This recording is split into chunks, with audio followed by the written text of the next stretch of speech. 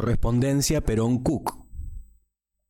Caracas, 21 de marzo de 1957. Señor Dr. John William Cook, Santiago. Mi querido amigo, usted podrá imaginar la satisfacción que he tenido con la apiantada espectacularidad de ustedes. Realmente nos saltaron los tapones cuando recibimos insólitamente la información que ustedes estaban a salvo en Magallanes. Yo tengo una doble alegría porque el trabajo ya se estaba poniendo demasiado pesado para mí solo en el Comando Superior Peronista.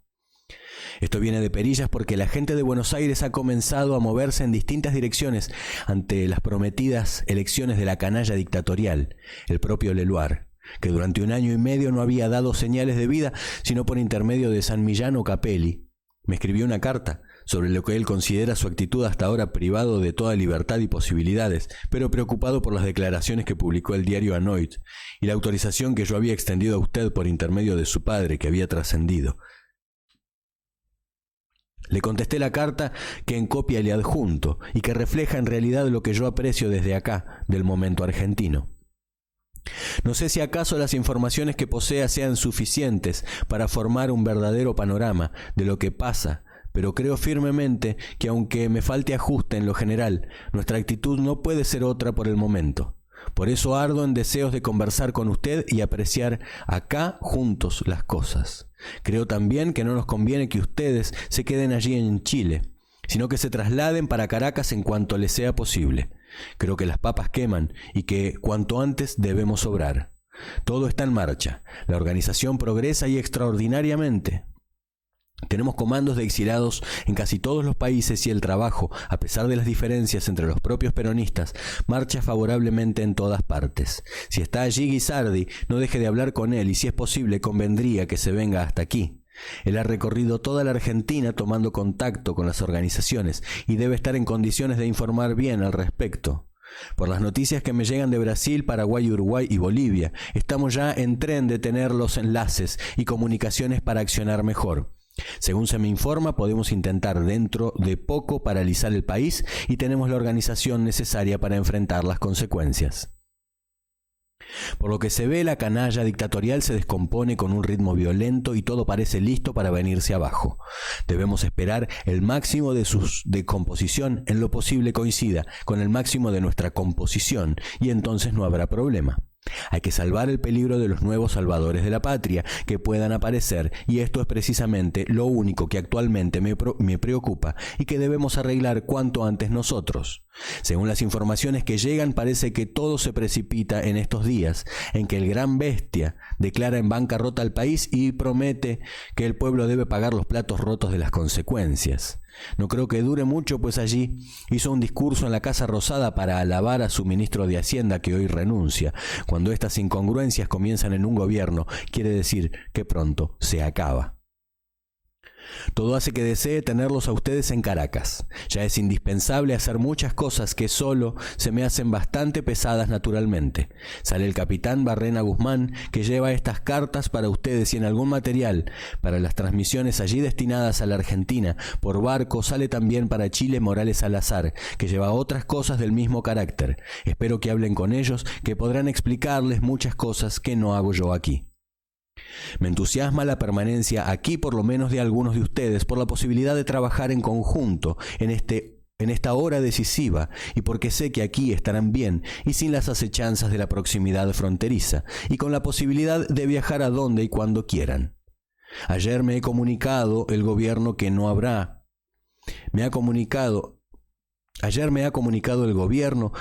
inconvenientes para que ustedes se trasladen a Caracas, para lo cual me han dicho que solo debo comunicarlo a fin de ordenar la visa para este país a las autoridades consulares en Chile.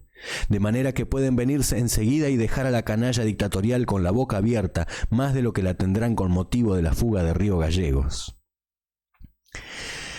Le escribo también en ese sentido a Antonio y a los demás muchachos, y le ruego que se reúnan y les informe usted todo a fin de que arreglen por si desean viajar todos, algunos desean permanecer en Chile.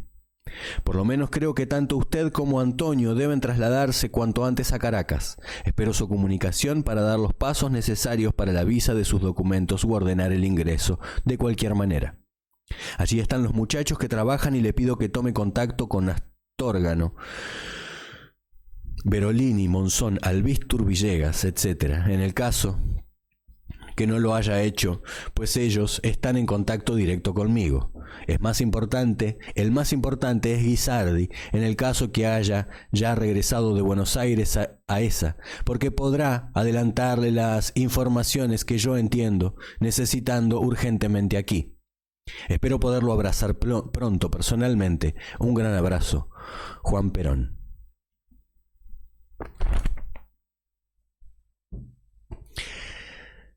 Caracas, 10 de marzo de 1957. Al compañero Pecarí, Leluar, Buenos Aires. Mi querido amigo, contesto su carta del 18 de febrero pasado y sus palabras me satisfacen como peronista, así como comprendo toda intensidad con que la canalla dictatorial ha ejercido el más infame de los despropósitos que ha llevado a nuestra gente a la desesperación y a la rebelión total. Miles de ciudadanos encarcelados, torturados física y moralmente, fusilados, masacrados, perseguidos y escarnecidos por las bandas de asesinos y ladrones que representan a este gobierno de alimañas, han escrito para nosotros las tablas del sacrificio peronista, que no en vano gravitan ya sobre nuestros espíritus y sobre nuestras decisiones. Por eso recibo sus palabras de virilidad y de intransigencia con todo mi regocijo de amigo y de peronista. El movimiento peronista en todas sus formas y agrupaciones ha nacido al influjo de una misión que es su razón de ser: dar al pueblo lo que le corresponde. Eso es lo que ningún peronista puede olvidar. El día que no cumpliésemos esa misión, el peronismo habría dejado de tener una razón de existir. Durante 10 años hemos cumplido fielmente esta misión y el pueblo lo entiende así. La malhadada aventura de los marinos y militares al servicio de las fuerzas de la reacción y mercenarios de los intereses foráneos ha quitado al pueblo lo que nosotros le habíamos dado y lo ha sumido nuevamente en la miseria, la tiranía y la explotación. La economía ha vuelto nuevamente al coloniaje y la soberanía de la nación, al vasallaje que nosotros combatimos y desterramos. El deber de la hora para el momento peronista no puede ser otro, precisamente, que devolver lo que la canalla dictatorial ha quitado al pueblo. Toda otra consideración pasa a segundo término. Los que piensen que el deber de este momento puede ser el de pacificar la nación y complicarse en soluciones a espaldas del pueblo y en su perjuicio, están traicionando la misión que nos corresponde cumplir. Si se nos cierran los caminos pacíficos, debemos prepararnos para obtener el objetivo por los violentos, aunque estos sean todo lo cruento que se pueda imaginar. En mi concepto, este es el punto de partida para poder encuadrar el momento que vivimos en la verdadera situación que vive la patria. Al llegar fuera de la ley al peronismo, la dictadura que azota al país ha pretendido anular la voluntad soberana del pueblo para someterla a los dictados de una minoría usurpadora, que en nombre de intereses falsos e impopulares pretende dictar la ley de una mayoría absoluta y consciente de la verdad y la justicia que la asiste. Luego, para perpetuarse en el gobierno o prolongarse a través de un gobierno que le cubra las espaldas y les asegure el cogote en peligro, pretenden dejar sus sucesores asentados sobre el fraude y la estafa a la opinión pública, sin darse cuenta que se trata de un problema de opinión que no ha de resolverse sino mediante la opinión. La fuerza podrá posponer la solución de ese problema porque no lo podrá resolver. Una mayoría que se dejará burlar de esta manera sería responsable de 20 años de anarquía que envolvería a la nación con las consecuencias previsibles. Por esa razón no debemos consentir de manera alguna que se dé escape político a esta dictadura, menos aún a través del fraude que nosotros hemos combatido y que afirmamos ya en 1945 que la era del fraude había terminado. Ese, que es uno de los derechos del pueblo, debe merecernos el respeto que nos haga accionar con todo lo que tenemos para evitar el regreso de las peores épocas de la República, aunque para conseguirlo tengamos que empeñarnos en una larga y sangrienta lucha. El pueblo argentino es justicialista y nuestra doctrina es la suya. Los usurpadores han cerrado el camino para que ese pueblo pueda imponerla mediante la solución de los comicios, como corresponde a la verdadera democracia que dicen defender. En consecuencia, no nos queda otro camino que el de la violencia para hacerlo. La derogación por decreto de la Constitución Nacional Justicialista está indicando que la dictadura acciona contra el pueblo y contra su verdadera doctrina, no contra un partido o un movimiento político, y menos aún contra un hombre. Pudo haber vetado a un hombre, pero no puede vetar un pueblo, prohibiendo su doctrina y anulando arbitrariamente la Constitución que este pueblo se dio un ejercicio de sus derechos más soberanos. Por eso debemos luchar, porque se trata de destruir al pueblo y sus conquistas. No se trata aquí de soluciones para los dirigentes ni de satisfacer ambiciones de poder o de gloria para nadie, porque eso no tiene importancia alguna frente a la tragedia del pueblo que lo ha perdido todo. Lamentamos con el que más la suerte de miles de compañeros que gimen hoy en las mazmorras de la tiranía, y nos solidarizamos con ellos en ese dolor y en ese sacrificio, pero el momento impone luchar a los que quedamos en condiciones de hacerlo, con los medios y mediante las formas que se nos presenten como más adecuadas. Solo así podremos defender al pueblo y servirlo. Me han ofrecido soluciones para mí de toda clase desde que salí de Buenos Aires en 1956, pero hubiera sido una indignidad y una traición si yo, obedeciendo a mis intereses más que a mis ideales, hubiera aceptado alguna de ellas. Yo no tengo problema. El que lo tiene es el pueblo argentino y, en consecuencia, la única solución para mí es aquella que devuelva al pueblo su soberanía sojuzgada, sus conquistas suprimidas y sus derechos conculcados. Creo que todos los peronistas han de pensar de la misma manera, porque de lo contrario demostrarían que no son peronistas. En los primeros días del año 1956, perdidos todos los contactos con los dirigentes de la patria, mientras estaba exilado en Panamá, establecí conexiones y enlaces con el doctor John William Cook, que desde la cárcel me comunicaba que en vista de la disolución del Partido Peronista, él había constituido el Comando Peronista en la capital para enfrentar la lucha a que nos llevaba la canalla dictatorial. Desde ese día no hemos perdido el mencionado contacto. Fue por su intermedio que pude vivir la situación y hacer llegar mi palabra a los compañeros de todo el país. Por sus enviados supe el estallido de la revolución del 9 de junio de 1956 y por él he conocido las ulteriores informaciones sobre la situación actual. A él le he hecho llegar mis directivas y en él delegué en aquella ocasión mi representación total en el país, ya que era necesario que alguien pudiera resolver lo que se presentara con perentoria premura, sin esperar una consulta conmigo. Como los intentos de asesinarme de la dictadura llegaban a mí a través de sus enviados, algunos de los cuales fueron detenidos y otros corridos, ponían en peligro que cualquier día pudieran lograr su intento. Mandé al Dr. Cook un documento en el que lo declaraba mi reemplazante en caso de muerte. El Dr. Cook fue el único dirigente que se conectó a mí y el único que tomó abiertamente una posición de absoluta intransigencia, como creo yo que corresponda al momento que vive nuestro movimiento. Fue también el único dirigente que sin pérdida de tiempo constituyó un comando de lucha en la capital, que confió a Lagomarsino y Marcos, mientras él estuviera en la cárcel. Fue también el único dirigente que mantuvo permanente enlace conmigo y que, a pesar de sus desplazamientos de una cárcel a otra, pudo llegar siempre a mí con sus informaciones y yo a él con mis directivas. Es así que, habiéndose visto en la necesidad de romper los documentos que yo le había enviado para que no cayeran en manos del enemigo, le ratifiqué los mismos en el mes de febrero pasado. Durante este año y medio me ha sido dado organizar a todos los exilados políticos que en el mundo deambulan detrás de su comida, en comandos de exilados, y hoy tenemos una extraordinaria organización exterior que cubre casi la totalidad de los países que nos interesan, y desde allí combaten por todos los medios a la canallada dictatorial, neutralizando la acción de los paniagudos de su servicio diplomático, ocupados de ganar buenos sueldos, pasar buena vida y hacer contrabando. También suprimido por decreto el movimiento peronista. Una inmensa organización clandestina se ha extendido por todo el país, en la que se ha encuadrado a los peronistas que no defeccionaron y que siguieron firmes en el servicio del pueblo. Esta organización, distribuida en toda la República, se extiende e intensifica día a día. Ella es la que realiza la resistencia, moderna forma de combatir a la ignominia, esperando la hora que ha de llegar. El Comando Superior Peronista ha impartido directivas generales para todos los peronistas y directivas generales para los dirigentes, que habiendo llegado a las organizaciones están en plena ejecución. Nadie puede considerarse peronista si no conoce, no cumple y no hace cumplir esas directivas, que por otra parte no hacen sino repetir lo que el pueblo quiere y los peronistas anhelan realizar en este negro momento de nuestro destino nacional.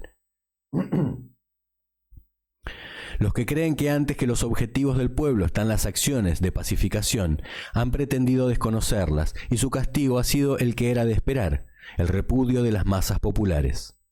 La dictadura, hija de sus propias pasiones, errores y horrores, se ha ido descomponiendo todos los días, hasta llegar al momento en que solo piensa en largar de cualquier manera al gobierno. Al hacerlo quiere intentar por lo menos dejar a otro que le cuide las espaldas, pero como no tiene opinión ni siquiera para intentar una elección en la que pueda realizar el fraude, intenta formar un partido oficialista con los recortes y desperdicios de los otros, producidos por la deserción de los que quieren medrar con la dictadura. Las elecciones de constituyentes constituirán la prueba y el entrenamiento para el fraude de las elecciones generales, si es que se llega a ellas.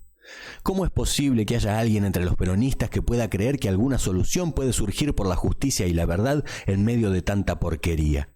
¿Y cómo es posible que espontáneamente todo el peronismo, como un solo hombre, no repudie semejantes formas de la infamia?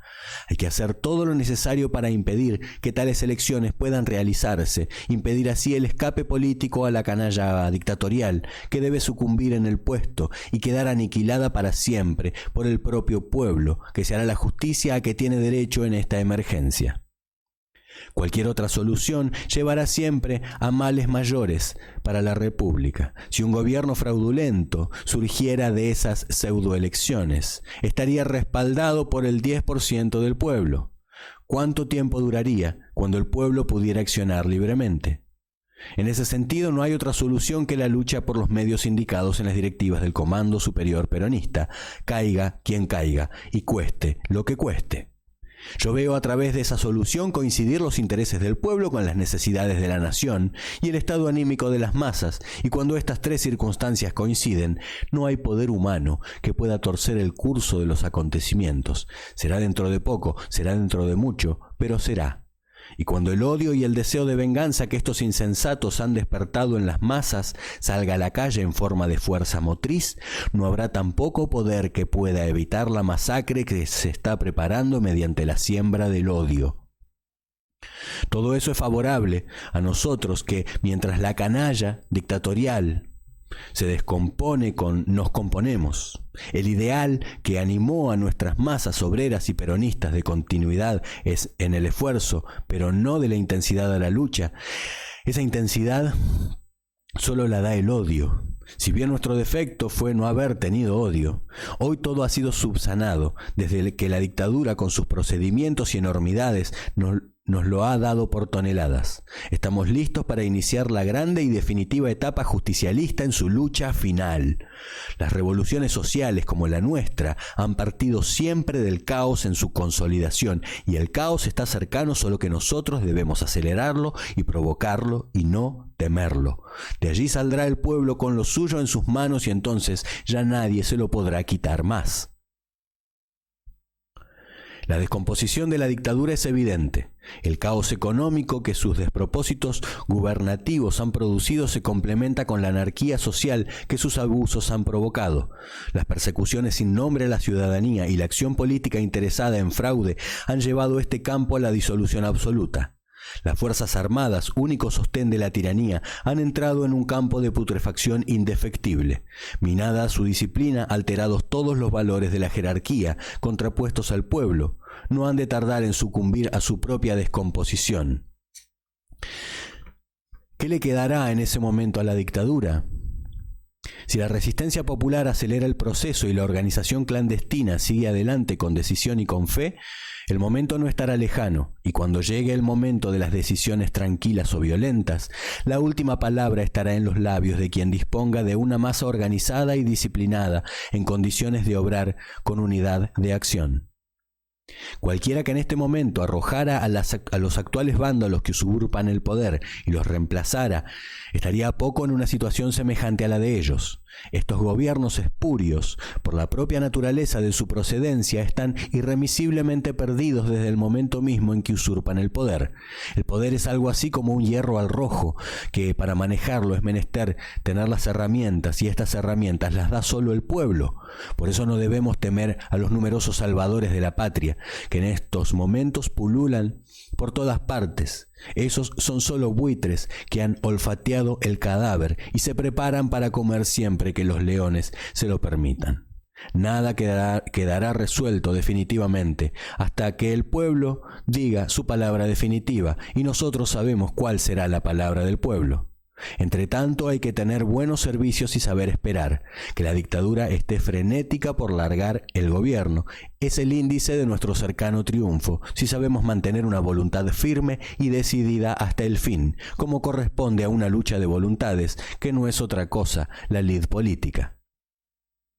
La tragedia de todos los que en estos momentos ofician de dirigentes políticos de los partidos permitidos por la dictadura es la consecuencia de su propia infidelidad al pueblo. Ver a la masa popular cruzada de brazos que los observa y espera. Una masa adoctrinada y politizada como la nuestra no es de las que ceden el engaño ni a la concupiscencia. Ella sabe bien que los cantos de sirena son siempre anuncio de tragedia, y el pueblo quiere vivir y resolver su propia tragedia sin la intervención de esas sirenas ya muy conocidas. Podrá haber algunos engaños, algunos engañados, podrá existir algunos felones y tránfugas, pero la masa popular estará firme hasta el fin.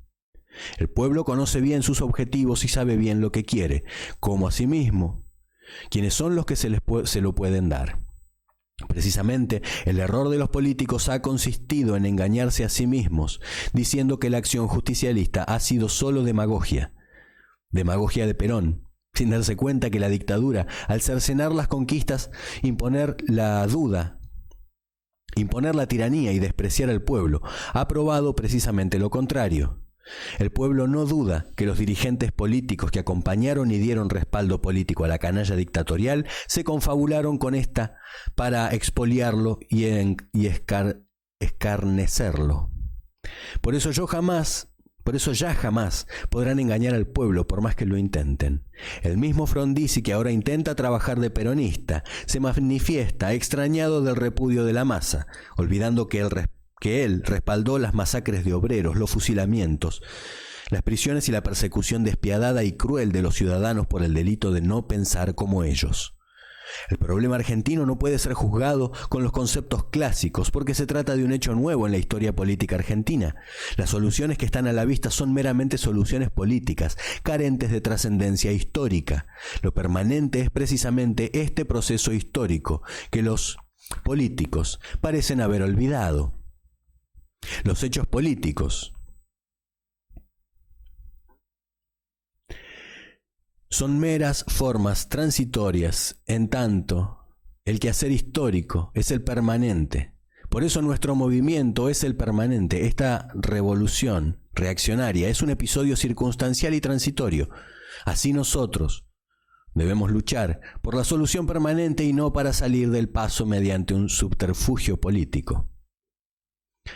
De acuerdo con las directivas del Comando Superior Peronista, hay que organizarse en la clandestinidad y mantener las organizaciones de todo tipo que aseguren la cohesión y firmeza de nuestras fuerzas. Entre tanto, hay que mantener la resistencia intensificándola y extendiéndola a todo el país. Mientras nuestro movimiento se encuentre excluido de las decisiones electorales, debemos seguir insurreccionando el pueblo en busca de una solución revolucionaria o insurreccional. Es menester que todos los peronistas, todos los días y en todo lugar, se dediquen a combatir sin cuartel y sin descanso a la tiranía hasta que ésta caiga aniquilada. El mantenimiento de una absoluta y cerrada intransigencia con firme voluntad de vencer e inquebrantable decisión de llevar la lucha adelante será el único secreto de nuestro éxito final. El pueblo no puede ser vencido por las fuerzas armadas si él se decide a poner en acción sus extraordinarios poderes naturales. Nosotros los dirigentes, compenetrados de ello, estamos en la obligación de mantener en alto las banderas de su reivindicación definitiva. Creo que los momentos que vivimos son de pelea y no discusión. Por eso no le doy tanta importancia a las relaciones entre los comandos como a la acción que ha de desarrollarse.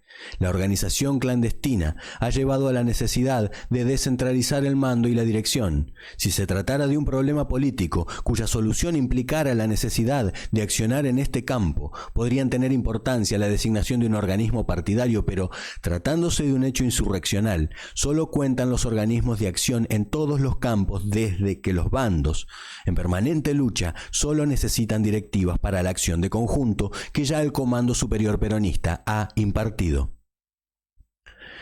A los compañeros que están en la cárcel deseo hacerles llegar mi abrazo más afectuoso, con la seguridad de que no dejamos un solo instante de pensar en ellos. Sabemos bien los hechos y conocemos la admirable conducta de muchos de ellos, que no han cedido ante las presiones inauditas de la canalla dictatorial. Ese será el galardón más digno para su futura actuación al frente de nuestras fuerzas, que conociéndolo, valora en toda su grandeza el sacrificio de esos valerosos compañeros.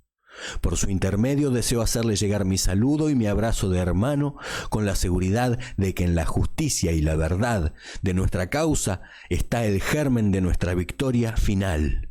Este día será el de las compensaciones a las penas y los dolores actuales. Un gran abrazo, P5. Perón.